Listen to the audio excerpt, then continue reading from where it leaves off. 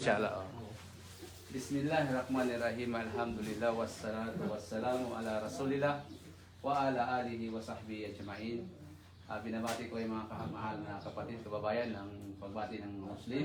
Assalamualaikum warahmatullahi wabarakatuh at magandang hapon sa inyong lahat. So, kumusta naman kayo? Okay lang? Alhamdulillah. Nabusog ba kayo sa ating tanghalian? Okay lang? Alhamdulillah.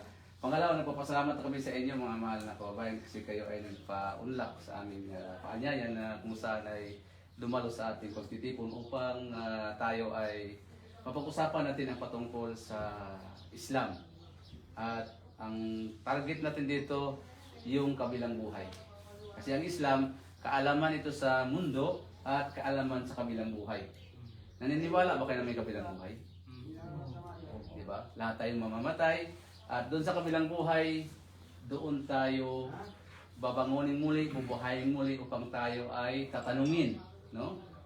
Araw ng singilan yan. Kumbaga, yan yung araw ng paghukom na tayo ay huhukuman kung tayo ba'y makakapasok sa paraiso o tayo ba'y mapupunta sa impernong apoy. So yan po usapan natin. So bago ang lahat, ako pala si Abdul Kader, pangalan ko dati ng ako pa'y Katoliko ay Renato dahil dati rin akong Kristiyano, no, yumakap ako sila sa Islam dito lang sa Riyadh. So alhamdulillah, kami ay bilang mga Muslim, kami ay naghahangad sa inyo ng kabutihan, no? Lahat tayo sa Islam kasi hindi kami matatawag na Muslim unless hangarin namin sa aming kapwa kung ano yung hinahangad namin sa aming mga sarili. So hangad kami ng paraiso. So ganoon din, hinahangad namin para sa inyo ang paraiso. Kaya inshallah, makinig kayo mabuti sa aking papaliwanag. Nang sa ganoon ay pumasok sa inyo ang hidayah o ang gabay mula sa Panginoong Diyos, ang Panginoong Allah. So, bago ako magsimula, magtatanong muna ako sa inyo. Ano ba ang purpose sa atin ng Diyos? Bakit ba tayo nilikha ng Diyos? Naniniwala ba kayo na may dahilan kung bakit nilikha tayo ng Diyos? Meron, di ba?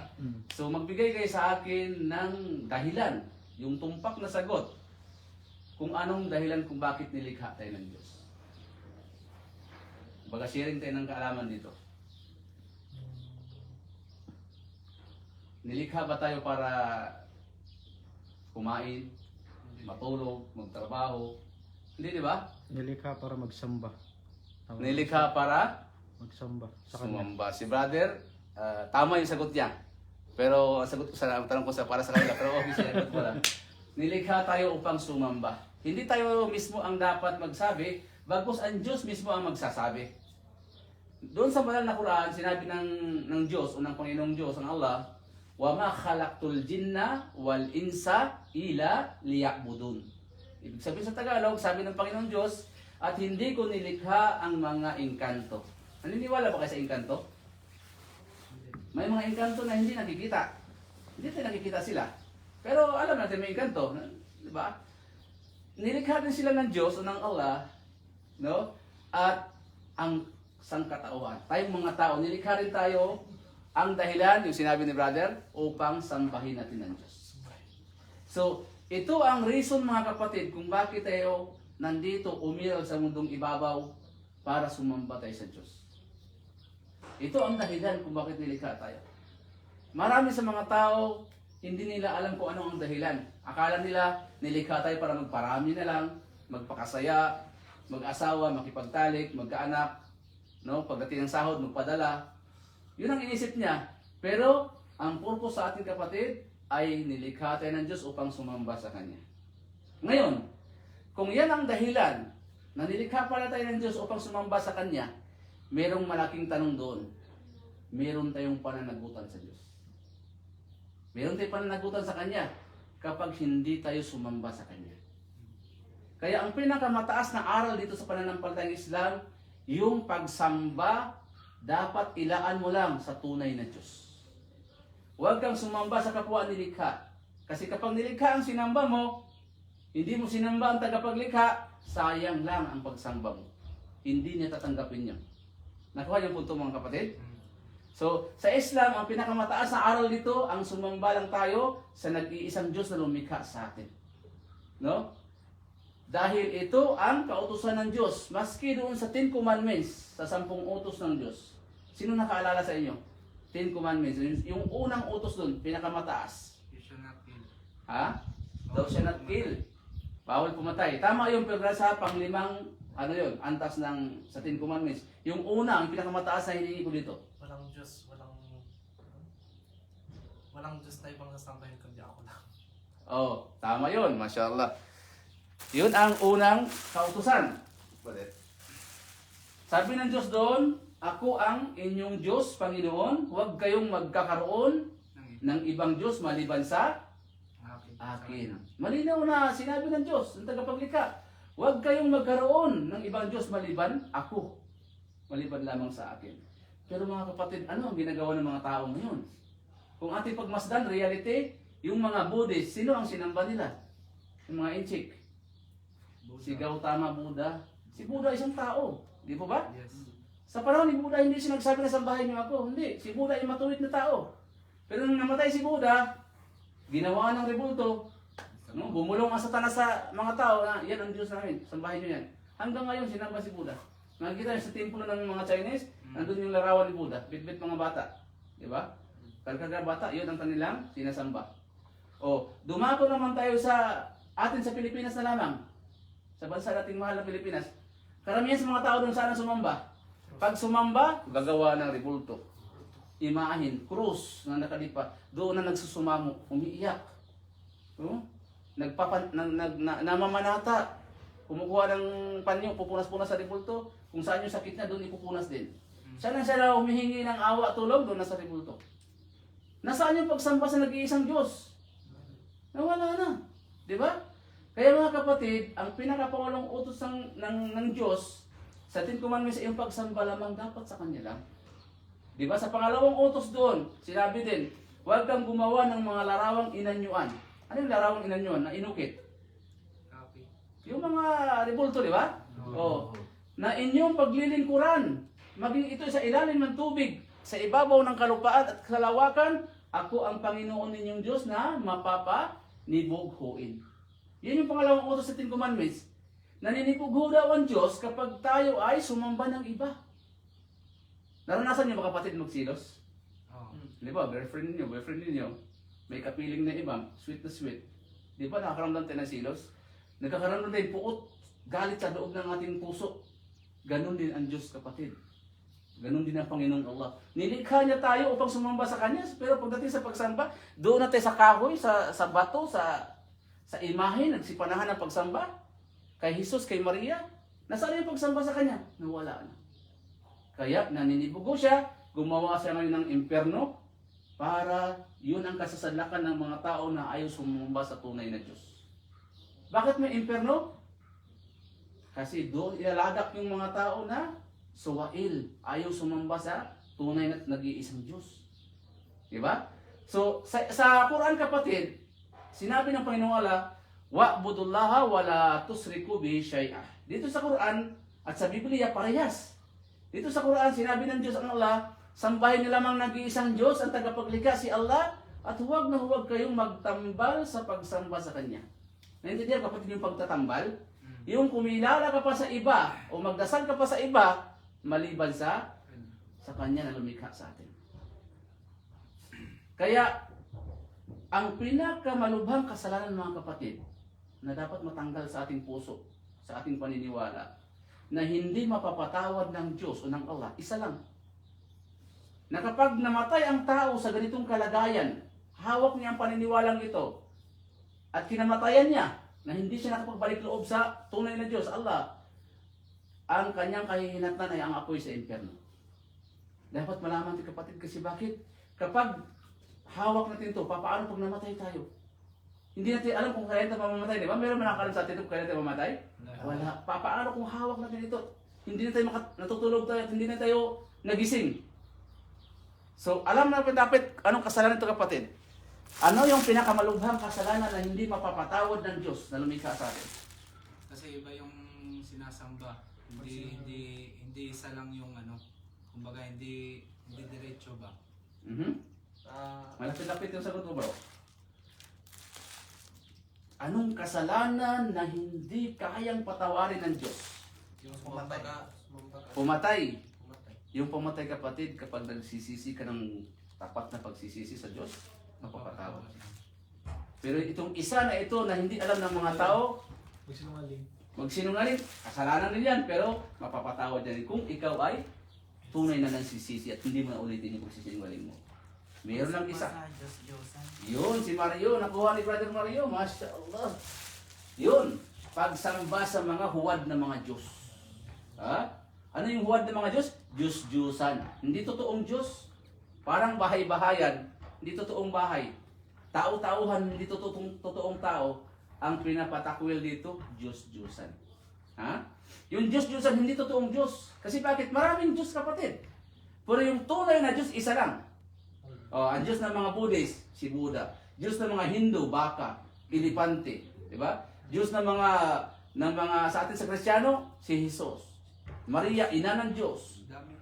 Diyos Ama, Diyos Espiritu Santo, Diyos Anak. Napakaraming Diyos. Pero ang tunay, isa lang. Ang totoong Diyos, isa lang. So kapag sinamba mo yung mga Diyos-Diyosan at namatay ka sa ganung katayuan, wala ka ng kaligtasan. Kasi ang kasalanan, kapatid, na hindi mapapatawad ng Diyos, tama yung sinabi ni Brother Mario, ang sumamba ka sa mga Diyos-Diyosan.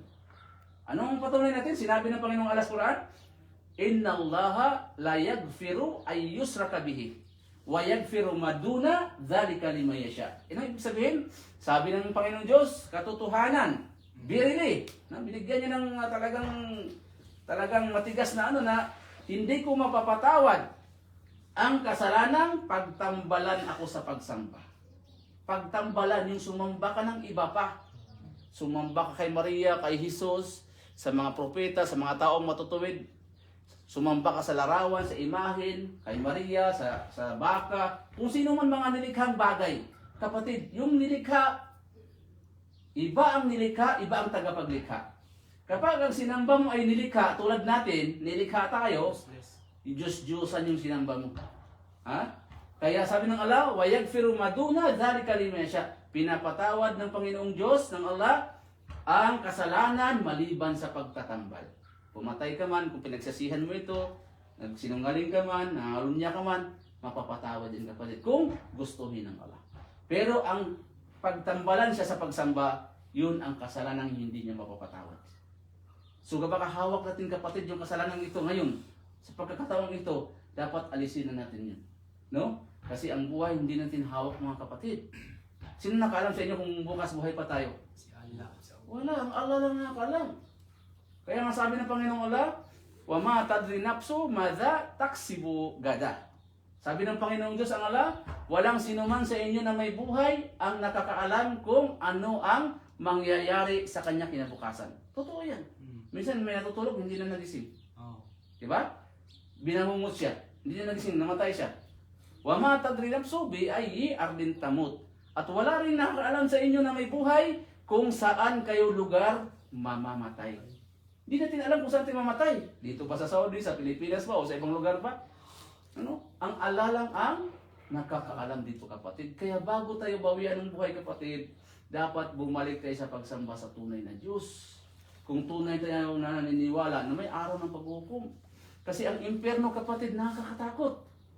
Alam niyo ba sa impyerno kung sinong panggatong doon? Tao.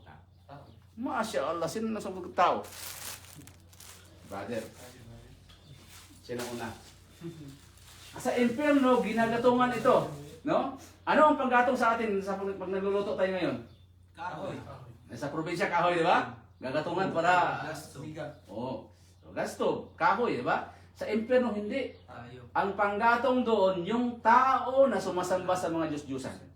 Yung mga Diyos-Diyosan, ribulto, imahin, yun ang kasamang igatong doon, kasama ng taong sumamba yaon, ng mga yaon. Yun ang panggatong, sabi ng Panginoong Allah, fatakun narul lati waquduha nasu wal hijara o iddat lil kafirin. Katakutan ninyo, sabi ng Allah, ang apoy sa impyerno na ang panggatong dito, yung mga tao at mga ribulto, imahin na kanilang sinasamba. Allahu Akbar. Ang apoy sa impyerno, kapatid, napakalubha ang init dito.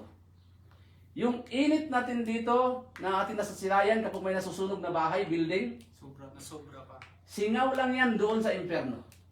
Ano ibig sabihin singaw? 99%, 1% yun yung apoy dito. Yung 99%, yun yung apoy sa impyerno. Pero, Parang singaw lang kung nagluluto ka. Yung singaw na ganun lang ang apoy dito sa mundo. Yung 99%, yun yung apoy sa impyerno. Subhanallah, ano kainit yun? Di ba? Kaya sabi ng Panginoong Allah, sabi ni Prophet Muhammad, pinapaliyab niya ng Allah ang apoy ng 1,000 taon na ito ay nagkulay na itim. Kulay itim. Nakita na kaya apoy na kulay itim? wala pa. Nakakatakot na apoy yun. No? Pinapaliyab uli ng 1,000 taon na nagiging kulay puti. Puting-puti na napakatapang na apoy. Allahu Akbar. Pinapaliyab uli ng 1,000 taon na talagang nagniningas na kulay pula. Subhanallah kapatid. Kaano ka-enjoy kapatid? Kapag yung kamay natin idadarang lamang sa gasol, sa lighter, kaya ba natin idadarang dito? Hindi natin kaya. Pero singaw lang yung apoy dito kapatid. Alam mo yung acetylene, yung makapal na bakal? Kaya niyang putasin eh. Ano pa kaya yung 99% na natira doon? Sabi ng Allah sa Quran mga kapatid, no, babala, sabi niya, "Walakad dara'na li jahannam." Nilikha ko ang impyerno. Katiran minal ins wal jins. Nilikha ko ang impyerno na marami sa kanila na mga engkanto at mga tao. Lahum kulubun la yafkahuna biha. Ang mga tao daw sa impyerno, bakit sila nandun sa impyerno? Kasi meron silang puso na hindi nakakaunawa sa katotohanan. Dumating sa kanila ang katotohanan, ang mensahe na maliwanag, ang sumamba lamang sa nag-iisang Diyos ng tagapaglikha, pero nagbulag-bulagan sila. Hindi sila bulag. May mata sila. Yung puso nila nabulag. Ha? Meron silang tainga. Pero yung tainga nila, hindi nila ginamit para pakinggan ang katotohanan. Nakarinig ng katotohanan, totoong mensahe galing sa Diyos, pasok sa tenga, lalabas sa kabilang tenga. Parang gumaan lang. No? Kaya, sila yung tao sa impyerno, meron silang mga mata, subalit hindi nila ginamit ito para matuklasan ang katotohanan, ang kaligtasan. Sabi ng Panginoon Diyos, para silang mga hayop. Kasi ang mga hayop walang isip, di ba? Tayo mga tao may isip tayo. Kaya yung tao mga ganoon na hindi ginamit ang kanilang talino sa pagtanggap sa katotohanan, sila ay nakakalungkot para silang kabilang sa hayop. Ang hayop, walang pang-uunawa. Kaya mga kapatid ko, bago po mahuli ang lahat, magbalik loob po tayo sa tunay na Diyos, lumikha sa atin. Kasi, papaano ka makakapasok sa kanyang paraiso kung hindi mo sambahin siya? Halimbawa, Marimar, gusto kong pumasok sa bahay mo, bro. Pero kay brother ako magpaalam. Makakapasok ko sa bahay mo? Hindi. Hindi, kasi ang susi na sa'yo. Trespassing pa ako doon. Nakatawag sa kanya. Ikaw may-ari ng bahay. Ganon din ang paraiso. Sino mo may-ari ng paraiso? Si Allah. Siya ang lumikha ng paraiso. Bakit pagdating sa pagsamba, sana sumamba ang mga tao ngayon? Sa Diyos-Diyosan, kay Jesus, kay Maria. Sila bang lumikha ng paraiso? Hindi. Kaya sayang ang pagsamba mo. Hindi ka makakapasok sa paraiso kasi bakit? Hindi ka dumayrik doon sa may-ari ng paraiso. Maaring sasabihin mo kay Jesus, maawa siya sa atin, pero wala siyang magagawa. Baka sabihin lang ni Jesus na, pasensya na, awang-awa ako sa'yo, pero wala akong magagawa. Kasi hindi sa akin ang paraiso. Pangalawa, kailangan ko rin ng paraiso. Tama? Si Kristo na kailangan din ng paraiso kasi gusto niya na makapasok din sa buhay na walang hanggang kaligtasan sa paraiso. So, sa Islam kapatid, dumayrik tayo sa pagsamba sa dakilang tagapaglikha. Kaya yung pagsamba sa ribulto, sa imahin, sa larawan, sa mga taong matutuwid, no? Kay Jesus, kay Maria, sa mga pagsamba sa baka, sa mga Hindu, kay Buddha, sa mga Buddhist, ito'y maling pagsamba. Kasi bakit? Ito ay contradict o kumukontra doon sa layunin kung bakit nilikha tayo ng Diyos. Ano nga ang layunin ng Diyos? Bakit nilikha tayo? Para magsamba. Para magsamba sa Kanya. Kaya yung pagsamba sa mga Diyos-Diyosan, ito ay maling pagsamba, kapatid, na magsasadlak sa atin sa impyernong apoy. No? Kaya sa Islam, kapatid, yun yung pinakamataas na aral dito sa Islam. Ang sumamba lang tayo sa tunay na Diyos at iwaksi natin yung pagsamba sa mga Diyos-Diyosan. Bakit? Bakit ba isinugo ang mga propeta? Naniniwala ba ka kay Noah, mga kapatid? Kay Abraham? Moises? Kay Jesus? Kay Muhammad? Ito ay mga propeta, mga sugo at mensahero. Bakit sila ipinadala ng Diyos o ng Allah dito sa ating mga tao?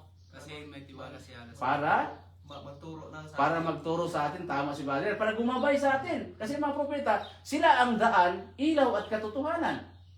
Kapag sumunod ka sa kanila, patungo ka sa daan, patungo sa buhay na walang hanggan sa paraiso. Kaya sabi ng Allah sa Quran, "Walakad ba'athna fi kulli ummatin rasulan ani budullaha wajtanibut tagut." Ano ibig sabihin? Sabi ng Allah ng Diyos, tunay na nagpadala ako sa inyo ng mga propeta. Pinadala si Noah sa panahon niya, no? Pinadala si Abraham, si Moises, si Isaac, si Jesus, si Jacob, si Muhammad. Napakaraming propeta. Ano ang layunin? Upang igabay tayo, mga kapatid, upang sambahin natin ang tunay at nag-iisang Diyos. Yun lang ang purpose ng mga propeta. At ipalayo sa atin, kawaksi sa atin yung pagsamba sa mga Diyos-Diyusan. Kaya nga sa panahon ni Propeta Moises, nagalit siya nung umakyat siya sa bundok ng Sinai, nung bumaba siya, 40 days lang gumawa na ang mga tao ng mga ginto, pilak, ginawang baka, doon na sumamba sa baka. Di ba? Ang mga tao, gumuhit na ng mga mukha, nagputol ng kahoy, ginagawa ng mga larawan at binihisan, pininturahan, doon na sumamba. Nagalit si Moises, tinapon niya lahat, pinagbasag-basag niya. Di kasi, ito ay kontradik sa kautusan ng Diyos na sumamba lamang sa Kanya. Kaya mga mahal na kapatid, ang turo ng Islam, ang siyang mensahe na dinala ng lahat ng propeta. Ang mga propeta, isa lang ang kanilang mensahe sa atin. No, sa panahon nila, sayang lahat ay nananawagan, "Wa ilahukum ilahun wahid." Ano ba yung wahid, kapatid? Isa lang. Ibig sabihin nun, sabi ng mga propeta, ang inyong Diyos, wa ilahukum, ang inyong Diyos o Panginoon, ilahun wahid ay iisang Panginoon. Di ba sa Biblia, sa Marcos 12:29, nakasaad sa Biblia, Pangulong utos ni Jesucristo. Anong nakalagay doon? Sa wikang Aramaic, sabi ni Kristo. Sa wikang Aramaic, kasi Aramaic yung lingwahe niya. Si Kristo hindi Tagalog, hindi English. Aramaic ang lingwahe niya sa panahon niya. Sabi niya, "Shama Israelo." Sumigaw siya doon sa taga-Israel. "Adonai Elohim, Adonai Echad." Wikang Aramaic yan. Na ibig sabihin doon, sabi ni Kristo, "O ang kanang Israel, ang Panginoon nating Diyos," natin daw, kasama ang kanyang sarili, "iisang Panginoon lamang." Echad, wahid, isa lang po kalugan nun. Echad, yan ay wikang Aramaic, at wahid, Arabic. Wahad. Isa lang yan. Sabi ni Kristo, ang Panginoon kong Diyos at Panginoon ninyo, isang Panginoon. Pero nung lumipas si Jesucristo, anong ginawa ng mga tao? Nag-imbento ng tatlong Diyos. Turo sa atin ng simbahan, mayroong Diyos Ama, matanda, mayroong Diyos Anak, bata, si Jesus, may Diyos Espiritu Santo. Paglipas ni Kristo, ito nang tinuro sa atin. Nawala tayo sa orihinal na kautusan ng Diyos. Na isa lang ang Diyos, pinalitan ng tatlong Diyos. Pero sila ay nagsisinungaling sa atin. Bakit? Sabi ng mga pare, ng mga pastor, tatlong Diyos, pero iisa lang daw sila. Tama hindi? Yan ang tuturo sa atin. Ngayon, kung ating gamitin ang ating talino, mga kapatid, pag sinabing Diyos Ama, anong itsura niya? Baka matanda, di ba? Kasi Ama Baka puti pa ang balbas. Pag sinabing Diyos Anak, ano siya? Bata, matanda? Bata, kasi anak, di ba? Diyos Espiritu Santo, anong itsura nito? Espiritu, sabi ng ibon daw na nagpatihog, parang kalapati. Di ba yung pare, meron silang ang tawag niya na may kalapati dito? Yun daw ang sign ng Espiritu. Bilangin niyo, kapatid. No? Halimbawa, dito, ako si Ama, ikaw si Anak, ikaw si Espiritu Santo. Bilangin lang tayo. Tatlo talaga, hindi pwedeng isa. Di ba? Masisira ng ulo kung sabing Isa, tatlo na nga tayo. Ama, ikaw anak, espiritu. Tatlo tayo. Di ba? Niloloko tayo ng pari, ng mga pastor. Itong tatlo daw iisa. Paano nag-iisa yan? Di ba? Mahiwaga daw. Ang kaligtasan ba nasa mahiwagang paniniwala?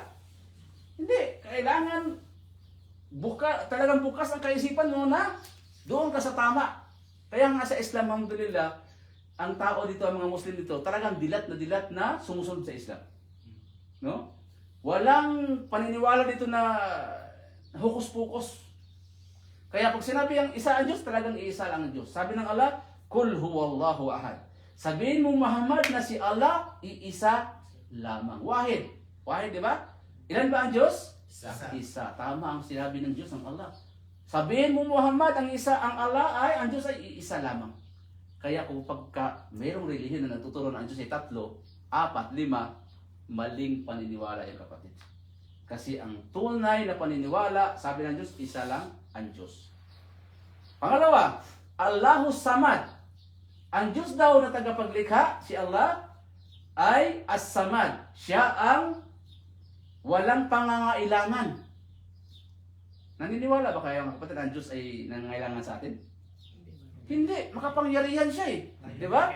Tayo ang may kailangan sa Kanya, tama yun. Kaya kapag ang Diyos mo ay humihingi ng pera, may relihiyon humihingi ng pera, di ba? Sabi, abuloy para sa Diyos. Abay, kasi nungalingan na, ang Diyos ay mayaman. Di ba?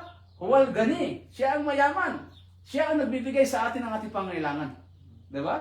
Pero ginagamit nila ng Diyos para makakulimbat sila ng pera. Di ba? So, ang Diyos ay mayaman, makapangyarihan, wala siyang pangangailangan sa atin. Huwal razik, siya ang nagbibigay sa ating pangangailangan. Sa Kanya tayo umasa na makain mga kapatid. No? Kaya ang Allah kapatid, siya yung sandigan ng lahat ng tao.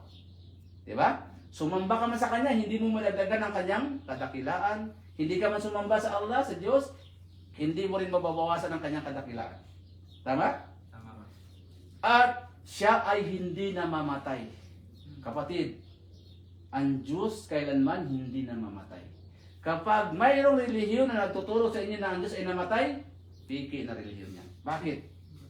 Kapag ang Diyos ay namatay, sinong magbibigay sa atin ng oxygen para mabuhay tayo? Patay tayong lahat. Tama hindi? Tama, kasi bakit? Sino ba nangangalaga ng buhay natin? Ang Diyos.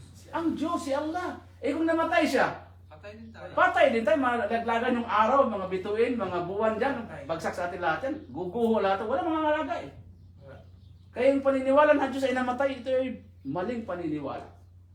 Kaya nga sinabi ng Panginoong Allah, Huwa allati khalaqal mauta wal haya liyabluwakum ayyukum ahsanu amala. Sinabi ng Panginoong Diyos, tunay na ang si Allah ang naglikha ng buhay at kamatayan para kayo ay susubukan. Tayo ay susubukan. Kaya yung buhay ng kapatid, pagsubok lang ito. Kung tayo ay magpadala sa Satanas, hindi tayo sumamba sa tunay na Diyos, tunay na tayo ay kaawa-awa sa araw ng paghukom sa impyerno pupunta ang tao. No? Kaya mga kapatid, ang Diyos kailanman hindi namamatay. Sa atin sa Pilipinas, ituturo ang Diyos ay namatay ng 3 days at 3 nights. Tama? Kapatid na Mario, kaya mo bang hindi huminga ng 30 minutes? 30 minutes, hindi natin kaya, di ba? Subukan mong hindi huminga ng 20 minutes, wala. Tigok tayo, di ba? Paano pa ang Diyos kapag namatay? Paano kung Diyos namatay na 3 araw, 3... Sino magbibigay sa atin ng oxygen? Patay tayo na. Kaya yung paniniwala na nakagisna natin na ang Diyos ay namatay, ito ay subhanallah. Ano ang sabi ng Panginoon Allah? Ma lahum bihi min ilmin wala li abaihim kaburan kalimatan takhruju li afwahihim ay yaqulun ila kadhiba. Ano ibig sabihin? Sabi ng Panginoon Diyos, ang Allah, wala silang kaalaman sa kanilang mga sinasamba. Di ba kapatid, ako bilang isang dating Katoliko, nakagisnan ko na, nakamulatan ko ang nanay ko kapag nagdarasal, maglagay ng nobina, mga santo dyan sa altar, o maglalagay ng sampagita, rosaryuhan, at doon naman namin, aba, Ginoong Maria, napupuno ka ng grasya. Ang Panginoon Diyos sumasa iyo. Bukod kang pinagpala sa babae na lahat. Saan ka na sumamba? Kay Maria ka na sumamba. Hindi ka na sumamba sa tagapaglikha. Di ba? Tanungin mo, bakit mo sinasamba yung mga rebulto? Eh, wala akong alam yan. Nakagisnan ko lang yan, nakinumulatan ko lang hanggang sa, yun ang ginagawa ko din. Kaya ang sabi ng Panginoong Allah, wala sila ng kaalaman sa kanilang mga sinasambang Diyos. Pati yung kanilang mga kanununuan, lula, lulo, yung mga, di ba? Wala yung kaalaman. Nakagisnan lamang natin to. Kaya sabi ng Allah, ng Panginoong Diyos, ang kanilang mga sinasabi ay mangha. Wala silang ibang sinasabi kundi mga kasinungalingan. Kaya kapatid, yung pagsamba sa mga rebulto, sa mga Diyos-Diyosan, ito'y nakagisnan lang natin. Di ba sa atin sa probinsya, kapag pista, anong ginagawa? Pinaprosesyon yung Santo. Halimbawa, San Roque, San Pedro, San Isidro. Iniikot din sa buong barangay. Iniiwan, ang tanda ko pa nung maliit pa ako, doon sa Bohol, kasi Bohol namin. Iniiwan, matutulog doon sa bahay ng Birhen. Oo, matulog. Oo. Tapos kaibang bahay na masunod na araw. Tapos magkainan kayo. Pinaprosesyon, dinadakila yung Birhen na yun. Si Birhen Maria. Rebulto niya, larawan niya. Subhanallah. Saan galing paniniwala yan? Tanungin mo yung tao, hindi nila alam. Oh. Kasi bakit? Nakagisnan natin, nakamulatan natin. Diba? Kaya sabi ng Allah, wala silang alam sa kanilang mga sinasamba. Sabi ng Diyos. Bagkus ito ay mga kasinungalingan na mga paniniwala.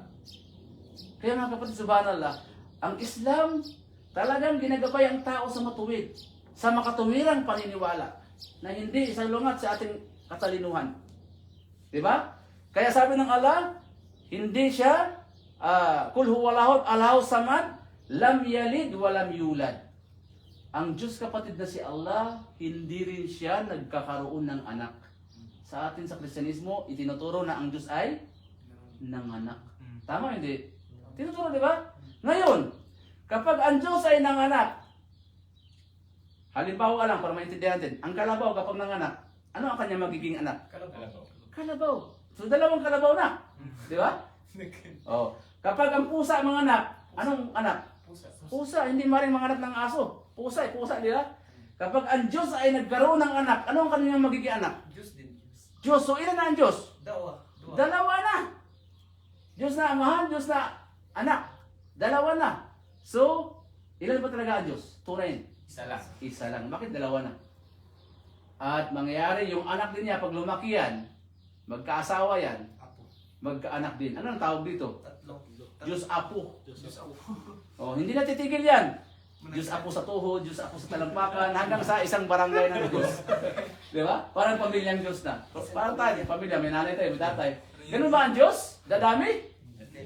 So hindi, kasi isa lang ang Diyos. Kaya mali po paniniwala na ang Diyos ay nagkaanak, mga kapatid. Subhanallah. Ang nagkakaanak, tayong mga tao. Ang Diyos walang pangangailangan. Bakit ba tayong tao? Kailangan natin magkaroon ng anak. Di ba pag nag-asawa? Ano ba ang rayon? Ba't nag-aasawa tayo? Para magkaanak. Para meron tayong tagapagmana sa ating mga ari-arian. Diba? May sa apelyido, dadami yung lahi natin. Kasi tao tayo, mahina tayo, kailangan tayo ng kaagapay. Pero ang Diyos na si Allah, hindi niya kailangan ng kaagapay kasi makapangyarihan siya. Hindi niya kailangan ng anak. Kaya nga, sa Islam kapatid, pinanatili ang kadakilaan ng Diyos, siya nag-iisa lang.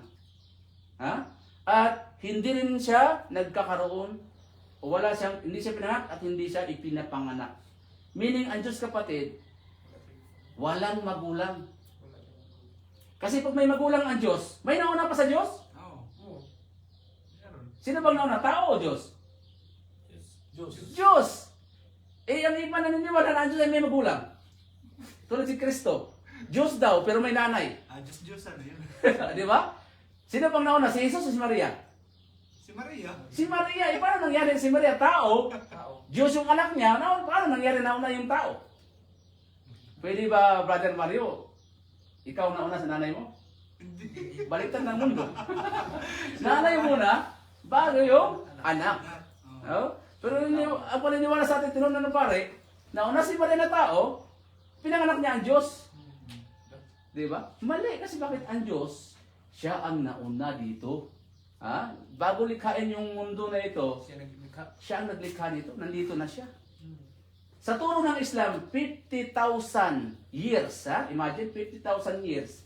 Sabi ni Prophet Muhammad, bago pa nilikhain niya ang mundo na ito, nandito na siya ng 50,000 years. Subhanallah. Kaya walang nauna sa Diyos. Kasi pag nauna ang tao sa Diyos, abay, baliktad ng mundo. Di ba? Kaya ni Maria, si Kristo Diyos daw, pero nauna si Maria. So maling paniniwala yan mga kapatid. Kasi Maria tao eh. Anak niya. So si Maria tao, anak niya, tao din. Tao din. Kaya si Kristo tao. Tao si Kristo. Kasi tao si Maria eh. Oh. Sabi nila si Kristo anak ng Diyos. Ngayon, ang tanong, ano ang ugnayan ni Maria at ang Diyos? Kung sinasabi nila na si Kristo anak ng Diyos, tapos anak ni Maria, si Maria at ang Diyos, anong ugnayan nila? Marelasyon. Mag-asawa? Astagfirullah, patawanan naman ng Diyos, di ba? Kasi si Maria nanay ni Kristo. Sabi nila, tatay ni Kristo ang Diyos. Ano ang ugnayan ni Maria at ng Diyos? Mag-asawa? Mag-asawa. Hindi rin tanggap natin kasi pag Kristyano, hindi rin natatanggap yan. Hindi. So, di ba? Kaya yan paniniwala kapatid na Baka siya yung pinili. napaka worst na paniniwala kapatid. No? Ang Diyos, si Allah, hindi ipinapanganak, wala siyang anak. Tandaan niyo kapatid ha? Yun yung doktrina ng tamang paniniwala sa Diyos. Ha? At ang panghuli, walam yakullahu kufuwan ahad. At wala makakatulad, makakagaya ang Panginoong Diyos na si Allah. Kaya kapag sumamba ka kapatid na maglagay ka ng larawan at diyan mo na ini-imagine na yan ang Diyos, ito ay maling pagsamba. Kasi ang Allah kapatid, wala siyang katulad. Bakit? May nakakita na ba sa Diyos? Wala. Sa Allah may nakita na? Wala. How come na ang mga tao maglagay ng larawan sa harapan ng sumamba? Ini-imagine lang yun ang Diyos na wala man nakakita sa Diyos. Tama? Tama. Pero sa atin, mga tao doon maglagay ng larawan, mga santo, pipikit, magkukrus, ini-imagine ang Diyos mahabang buhok, matangos ang ilong, wapo, di ba? Yun ang imagine tapos pumikit na. Kasi yun ang nakikita nila kisabi sa simbahan. Di ba na dami nakadrawing sa simbahan? Meron. Bintana sa taas, kisame mga hitsura ng mga matutungis, matangos ng ilong, blue yung mata. No? So, maliin kapatid sapagkat ang tunay na Diyos na si Allah, wala sa kanyang makakatulad. Wala pang nakakita sa Diyos. Kaya yung paniniwala na ang Diyos ay Ama, inuhusgahan mong lalaki na ang Diyos, mali kapatid, kasi walang nakakita sa Diyos. Kasi pag sinasabi mong Diyos Ama, Walang kasarian. anong pag sinabing Ama, anong kasarian? Lalaki. Lalaki, Ama eh. So para bang sinasabi mo ang Diyos ay lalaki? Ba't nakita mo na ba ang Diyos? Lalaki siya? Wala. So mali kapatid, kaya ang Allah kapatid, hindi siya lalaki, hindi siya babae. Walang kasarian. Wala siyang kasarian. Wala siyang katulad. Huwag mong imagine na ang Diyos ay singkit ng mata. Kasi pagdating sa China, yung Diyos nila singkit ng mata doon. Pagdating sa Africa, ang Diyos nila sunog. Maitim. Na depende sa anong hitsura ng tao, yun ang lalagay ng Diyos nila. Kahawig ni Kristo. Kaya si Kristo, isearch mo sa Google, napakaraming mukha. Oo nga. Iba-ibang mukha. May singkit ang mata ni Jesus, meron sa sunog doon sa Africa, meron doon sa Amerika na matangos ang ilong, sa Europe, blue-blue yung mata, mahabang buhok. Alam niyo mga kapatid, mga artista yan. Yung gumanap ng pelikula ni Kristo, yun yung sinamba ng mga tao. Scripted. Kaya nagalit yung isang artista sa Amerika. Mukha niya na yun ang nilagay sa simbahan. Mukha ko yan, bakit niyo ako nilagay dyan? Kasi siya ang gumanap ng yung Passion Christ. Di ba? Nakalimutan ko lang yung pangalan ng gumanap nun. Siya na ngayon nagpulto ngayon, mukha na niya. Sa panahon ni Kristo kapatid, wala pang kamera noon. Ha? Wala pang kamera sa panahon ni Kristo. Paano nila ma-imagine na ganun mukha ni Kristo? Katang isip lang. Nag-isip. Katang isip kasi alam nila tao si Kristo, di nagtuloy silang tao. Di ba? Pero wala silang katibayan. So yung kapatid ang tunay na katangian ng Diyos. Anong pangalan ng tunay ng Diyos kapatid? Anong pangalan niya? Ng Diyos? Allah. Allah. Masya Allah. Allah ha? Ngayon, ano ang katangian ni Jesus? Tunay na katangian niya. Siya ba ay Diyos? Siya ba ay Minsahiro. minsahiro? Yun ang tumpak. Si Jesus kapatid, ang tunay na katangian niya, isa siyang minsahiro, propeta, dakilang sugo. Ha? Hindi siya higit doon. Kasi sa panahon ni Kristo kapatid, hindi siya nagsabi sa panahon niya na sambahin niyo ako o kayo'y tatawag na Diyos sa akin. Wala siyang sinabi. Ang sabi ni Kristo, maging sa Biblia at sa Quran, napakalinaw na siya ay propeta at sugo lang. Yung sa Biblia, sa Lucas, mababasa natin doon, nung ginamot ni Kristo yung bulag. Yung bulag ay kanyang pinadilat. Kung ayon sa Biblia, nung nakakita na ang bulag, nakadilat na, pinagaling ni Kristo, tinanong ang bulag, yung taong nakakita, na anong kasama, anong masasabi mo kay Kristo nung nagpadilat na iyong mata? Ang sagot ng bulag na nakadilat, tunay na siya ay dakilang propeta. Di ba? Kasama ni Kristo, siya nagpaputuloy na propeta si Jesus. Pero yung mga pastor pare ngayon, na hindi mo lang nakita si Kristo, napakahabang panahon na hindi nakapiling si Kristo, nagsasabi si Kristo ay Diyos. No? Siya ay anak ng Diyos. No? Sino paniniwala natin? Yung nakawitness mismo o yung mga tao ngayon na malayo sa panahon ni Kristo? Siyempre paniniwala natin yung nakasama ni Kristo. Yung bulag na nakakita na nagturo na si Kristo ay isang propeta.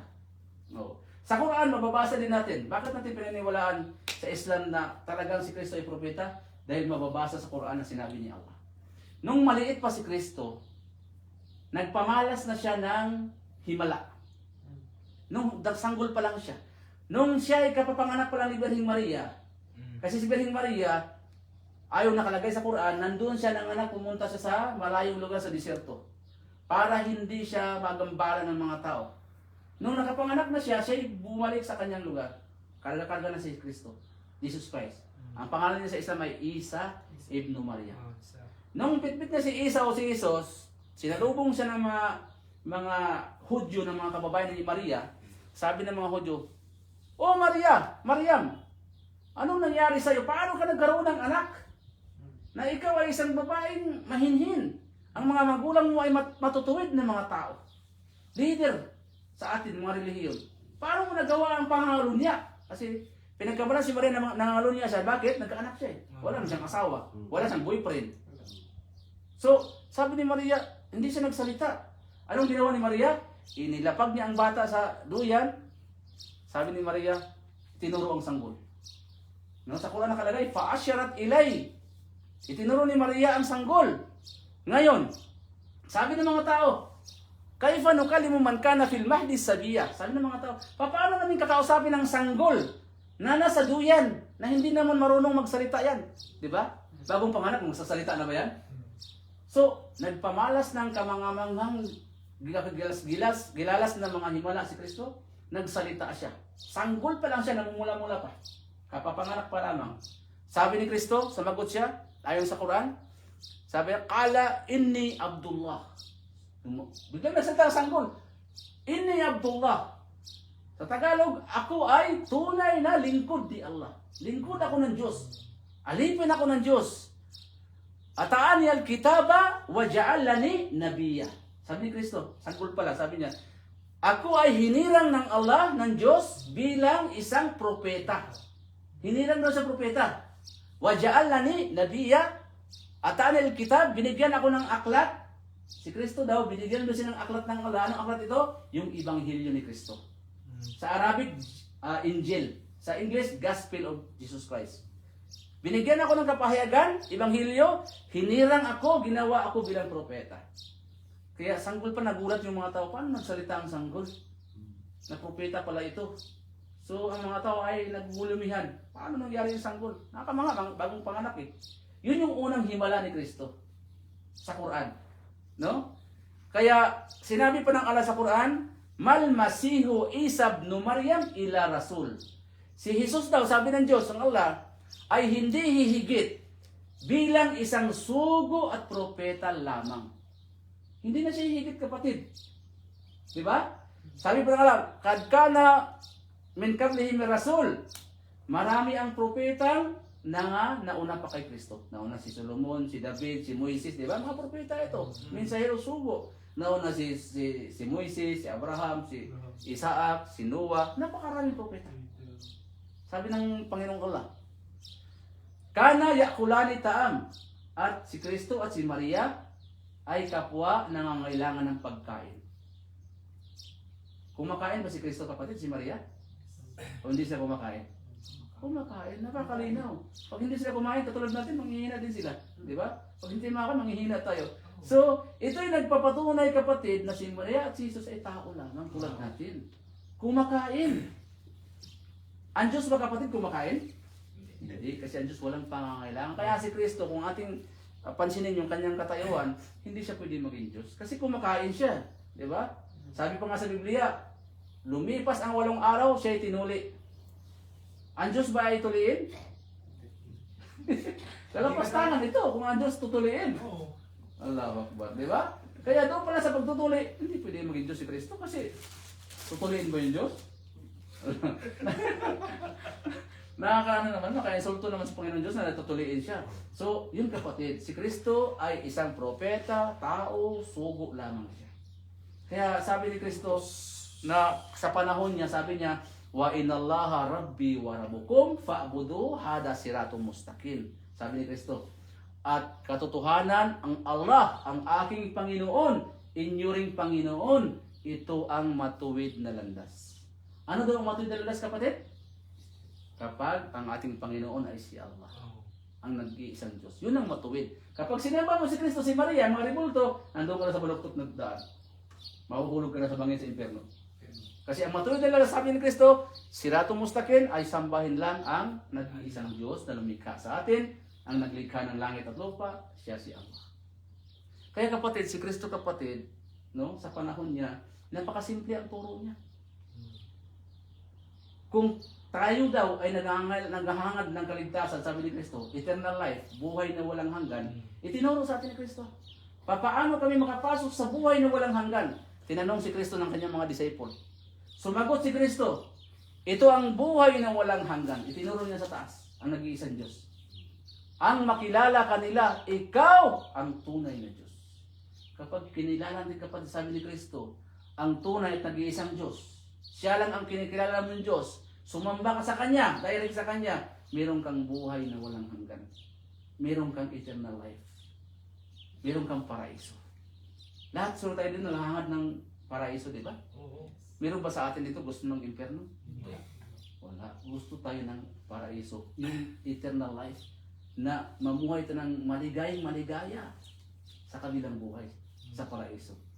At ipinakilala ni Kristo ang kanyang sarili bilang anak ng Diyos ba? Diyos na katawang tao? Siya ba ay Diyos na mismo? Hindi. Sabi ni Kristo, at ako si Kristo na kanyang isinugo. Sugo means messenger. Propeta, prophet mga kapatid. Mensahero. So, tama yung sinabi ni Kristo. Tama yung paniniwala sa Islam na si Kristo isang propeta at sugo lang. Ngayon, ano pa ang sabi ni Kristo sa kaligtasan? Sabi niya, mababasa natin sa Mateo. Sabi niya, patungkol sa makapasok tayo sa kaharian ng Diyos. Sabi niya, Mateo 7, talatang 21, sabi niya, hindi yung mga nagsasabi sa akin ng Panginoon, hindi ang pagsasabi niyo, Panginoon, Panginoon, ang siyang daan patungo sa kaharian ng Diyos. Sabi ni Kristo, hindi. Bagkus ang daan patungo sa kaharian ng Diyos ay kayo ay sumunod, sumuko, tumalima sa kalooban ng Diyos. Sabi ni Kristo, kapag ikaw ay tumalima sa kalooban ng Diyos, sumuko ka, yan ang daan patungo sa kaharian ng Diyos. Patungo sa paraiso. Alam niyo ba kapatid kung anong kahulugan ng pagsuko sa kalooban ng Diyos? Merong regalo. Kasi sabi ni Kristo, ang daan patungo sa kaharian ng Diyos, makapasok tayo doon kung sumuko tayo sa kalooban ng Diyos. Ano? Mga kasalanan para matanggap ka. So kung mo yung kasalanan mo para matanggap ka. Okay, mashallah. Malapit yan. Meron akong hinahanap na tumpak na sagot. Kasi sabi ni Kristo upang makapasok sa kaharian ng Diyos, kayo ay sumunod, sumuko, tumalima sa kalooban ng Diyos. In Arabic, isang salita lang ito. Surrender yourself. Sala, hindi. Arabic ha? Isang salita lang ito sa Arabic. Yung pagsunod, pagsuko, pagtalima sa kalooban ng Diyos, in Arabic, isa lang. Magsamba. Hindi. Malapit na. Wala nang kasagot. Ito yung kaligtasan, sabi ni Kristo.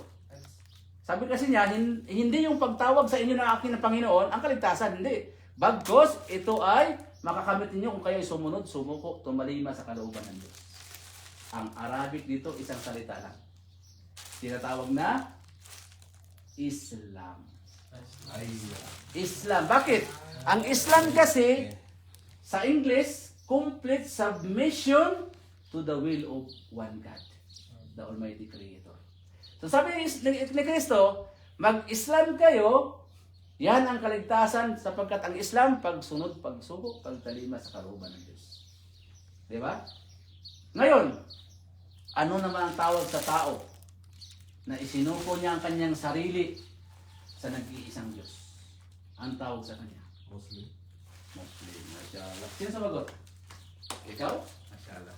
Muslim. Kaya sabi ni Kristo, mag-Muslim kayo. Kasi ang Muslim, yung tao na sumuko sa kalooban sa Diyos. Islam.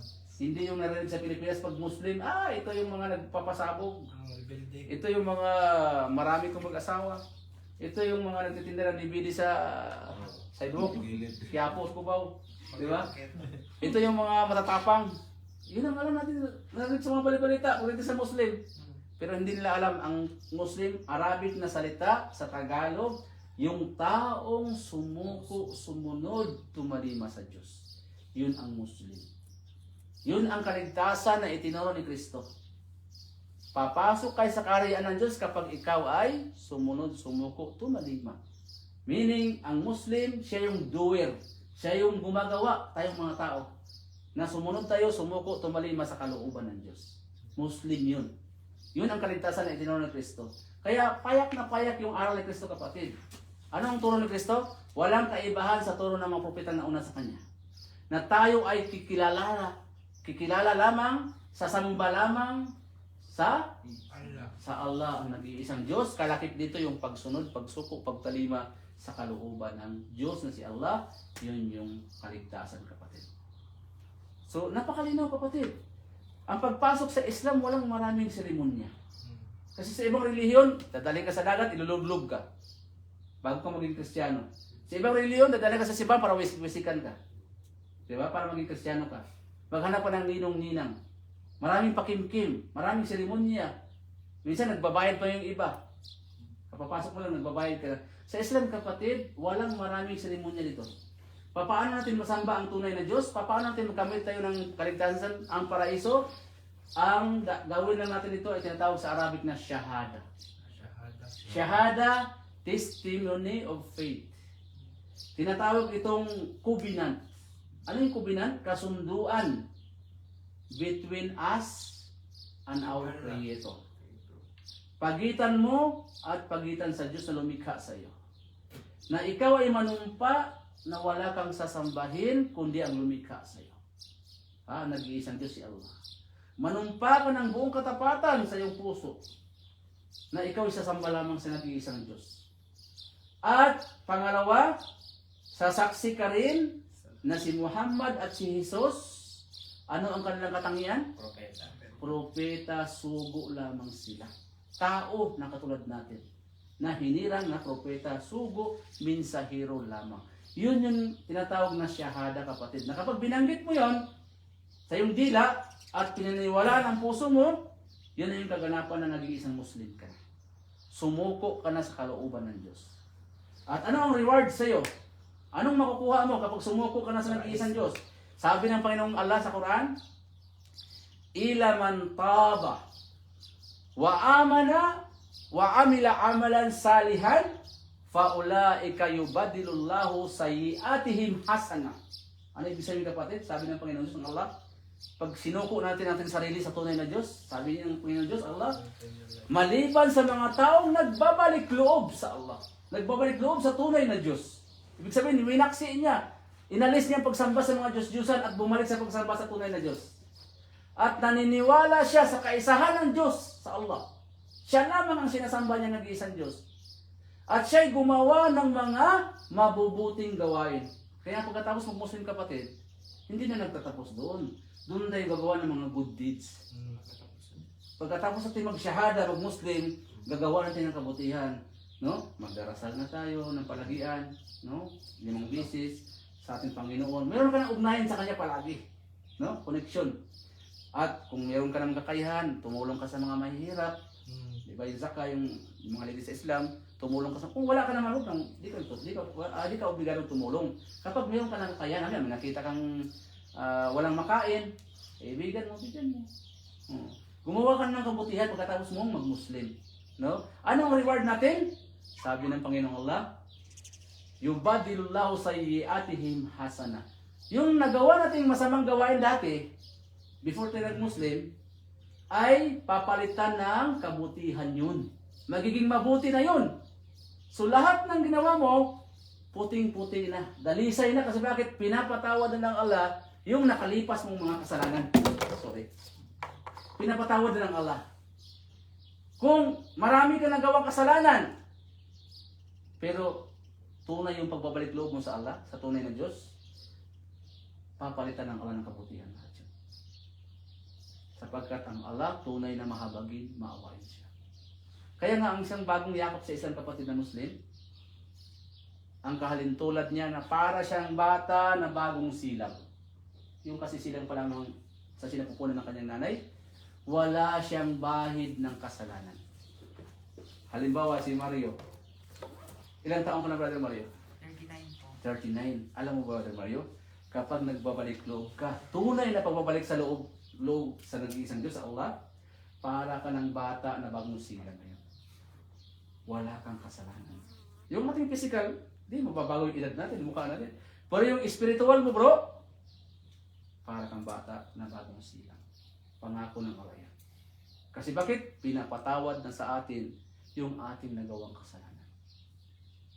Sinabi pa ng Panginoong Allah sa isa pang talata sa Quran, no? Ito'y pagdadakila sa atin na nagbabalik loob sa Allah. Sabi niya, Ya ibadiyal ladina asrafu ala anfusihim la taqnatu min rahmatillah. Inna Allah yaghfiru dhunuba jami'an innahu huwal ghafurur rahim. Sa malapit na kahulugan kapatid sa wika natin, sabi ng Panginoon Diyos ng Allah, o kayong mga tao, ya ayuhanas, o tayong mga tao, sabi ng Panginoong Allah, tunay na kayo ay nakagawa ng pagsasalansan, nakagawa kayo ng kasalanan sa inyong mga sarili sa Panginoong Diyos. Diba? Sumumba ka ng rebulto, sumumba ka ng, diba? Sabi niya, huwag kayong mawalan ng pag-asa sa habag ng Allah. Kasi tayong mga tao, meron bang perfecto sa atin dito? Wala. Lahat tayo nagkakasala, di ba? Kaya sabi ng Allah, huwag kayong mawalan ng pag-asa sa habag ng inyong Panginoon. Bakit? Sapagkat ang Panginoon na si Allah, nagpapatawad sa lahat ng inyong mga kasalanan. Sapagkat siya ay mahabagin at maawain. Kaya kapatid, ngayon kapag nagbalik loob tayo sa Allah, pumasok tayo sa Islam, para ka ng bata ngayon na walang bahid ng kasalanan. Pinapatawad ng Allah ang lahat ng ating kasalanan. So, para si Brother Mario 39, yung listahan ng gawa mo, bro, puting-puti ngayon. Ngayon pala magsisimula, bro. No? Kapag niyakap mo ang Islam. Alhamdulillah. Yan yung good news para sa ating kapatid. Meron mong binyagan, meron mong bayaran, wala. Sasaksi lang tayo na walang ibang Diyos na ating sambahin. Isa lang ang tunay na Diyos. Lahat ng mga Diyos, fake yan. Dahil sinabi ng Allah sa Quran, Dhalika bi'anallaha huwal haq. Wa anna ma yad'una min dunihi huwal batil. Sabi ng Panginoon Allah, Dhalika bi'anallaha huwal haq. Sapagkat ang katotohanan ng tunay na Diyos, sino kapatid? Si Allah lang. Sino man ang sinasamba ng mga tao maliban sa Allah, batil. Mga piki, huwad na mga Diyos-Diyosan.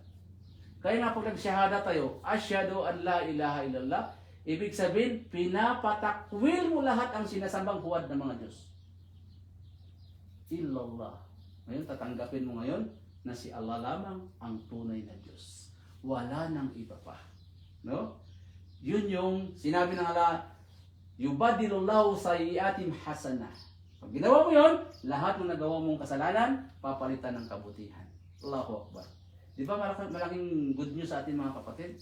Kaya yung pagyakap sa Islam kapatid, ito rin yung daan patungo sa kaligtasan, tungo sa minimitin nating paraiso. Di ba? So ngayon, bigyan ko kayo ng pagkakataon na magtanong. Gusto ko rin makuha ang inyong side. No? Pero regalo pa tayo ito. Inshallah. Sinong gusto magtanong? Huwag kayong mahiya. Please lang. Sa Islam kasi open na magtanong. Alisin natin yung barrier. No? Meron ba kayong katanungan na bumabagabag sa inyong mga sarili, mga kapatid, about sa Islam? Kahit anong klaseng katanungan. Sa Islam kasi open dito. Subukan mo magtanong sa pare, pagalitan ka. Pero sa Islam, no. Karapatan mo magtanong. Sa pare, pwede ka ba magtanong sa pare? Tungkol sa doktrina niya? Hindi ka pwede magtanong. Sasabihin ng pare, kung anong itinuturo ko dito anak, paniniwalaan mo. Kalas. No. Huwag ka na magtanong. Pero sa Islam, ang Islam ay open. So yung mga kapatid, kung walang tanong, ako ang magtatanong sa inyo. Sino po sa inyo na handang isuko ang kanyang sarili sa Diyos sa pamamagitan ng pagsamba sa Kanya? Kaya nyo bang sambahin ang Diyos na hindi kayo magtambal? Kaya nyo bang sambahin ang Allah, ang lumikha sa ating lahat, na hindi tayo magtambal sa Kanya? Pakitaas ang kamay na kayang sambahin ng Allah. Pakitaas ang kamay. Sino gustong sumamba sa tunay na Diyos? Sa tunay na Diyos, hindi piki ha? Yung piki, alam natin yung mga Diyos-Diyosan, yung mga inukit na kamay. Okay. Alhamdulillah. Pangalawa, kaya nyo bang paniwalaan na si Muhammad at si Jesus ay propeta? Sugo lamang sila ni Allah. Hindi sila mga Diyos ha? Sugo, propeta lamang. Tapos ang kamay sila naniwala na si Muhammad at si Kristo propeta. Alhamdulillah. Yun yung Islam. Na maniwala tayo na wala tayong sasambahin ng Diyos kundi si Allah ang lumikha sa atin, at maniwala tayo si Kristo, si Muhammad, propeta. Kalas pagdating doon, yun na yung pintuan na meron na yung susi sa pintuan ng paraiso. No, sabi ng Propeta Muhammad, man qala la ilaha illallah dakal al-jannah. Sabi ni Prophet Muhammad, ang sinumang sinaksihan niya na wala siyang sasambahin na Diyos kundi si Allah, siya'y papasok sa paraiso. So ang susi ng paraiso, kapatid, na sa inyong mga kamay na ngayon. Na wala tayong sasambahin kundi ang tunay na Diyos na lumikha sa atin, at maniwala tayo sa mga propeta, kabilang na si Jesus, si Muhammad, na sila ay mga dakilang propeta. At pagkatapos doon, nasa inyo na ang kaligtasan. Alhamdulillah, no? Na tayo ay ginabayan ng tunay na Diyos. So para magiging katanggap-tanggap yung paniniwala niyo, kapatid, no? Kasi yun ang paniniwala, tinanggap niyo na nag-iisang Diyos si Allah, siya lamang ang sasambahin, at iwaksin niyo ang mga Diyos-Diyosan. Tinanggap niyo si Muhammad at si Kristo propeta, tama ba? Tama. Bibigkasin natin sa wikang Arabic ito. Para yung ating paniniwala tatanggapin ng Diyos. Kasi kapag yung paniniwala mo na hindi mo naman ginawa, ang paniniwala mo ay patay. Useless. Di ba parang halimbawa, nanligaw ka halimbawa sa yung girlfriend, ikaw ba ay nagtapat sa kanya? Sinabi mo ba sa kanya na mahal mo siya? Kasi kung di mo pa sabihin, tatahimik na, paano niya malaman? Ganun din, kapatid, yung paniniwala natin sa Diyos, kailangan tibigkasin para ito ay katanggap-tanggap sa Diyos. Kasi ang paniniwala, kapatid, not kun bilisan. Bibigkasin ng kanyang dila, tasdikun bil qalb, na tinatanggap ng kanyang puso ang nag-iisang tunay na Diyos, wal amalu bil jawarih. Ito yung pagsasaganap ng kanyang katawan sa kanyang paniniwala at sinabi. Kaya mga kapatid, alhamdulillah, kung gandang gawin natin dahil yun ang paniniwala ninyo, ngayon tumayo kayo para ating bibigkasin na yung ating pinimiting kaligtasan na tayo ay makapasok sa paraiso. Chef. Ayan. So, ay, inshallah. So, natkun shahada hina? قال لي تبغى هنا خلاص ان شاء الله. انا ما في مشكله. Khalid Nadi o? تبغى النادي؟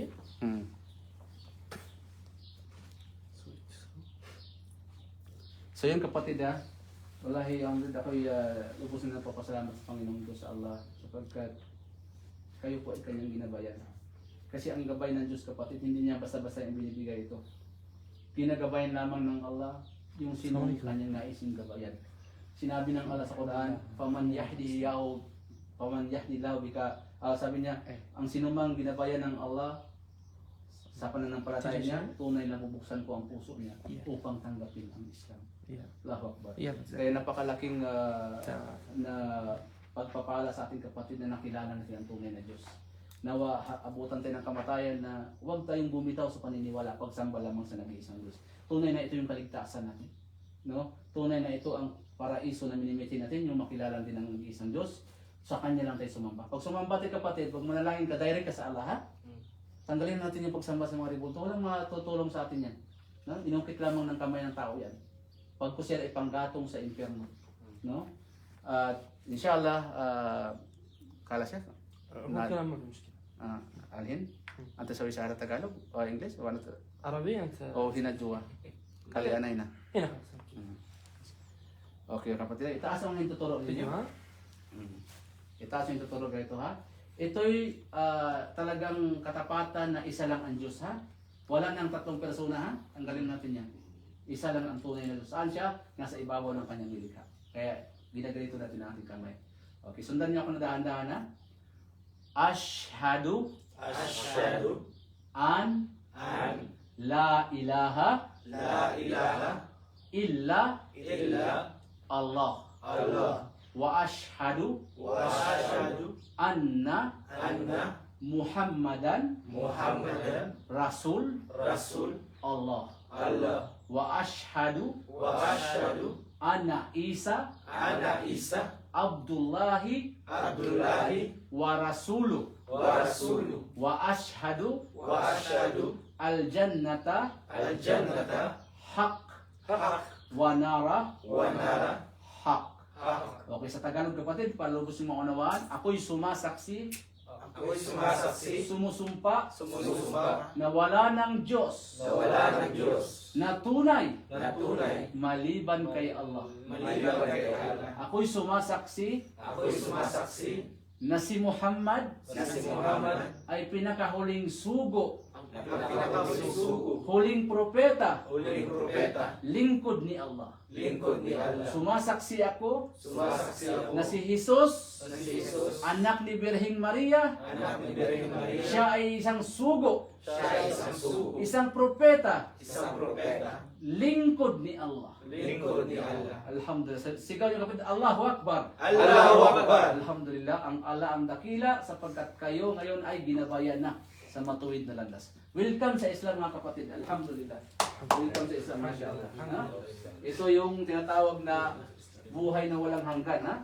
Na-reach na natin yung kaligtasan kapatid. Yung nasamba natin ang tunay na Diyos, ha? Mario, mashallah, Mario, ha? Congrats, ha? Mga kapatid, mashallah. Kayo ay mayroong gabay na napakadakila. Alhamdulillah.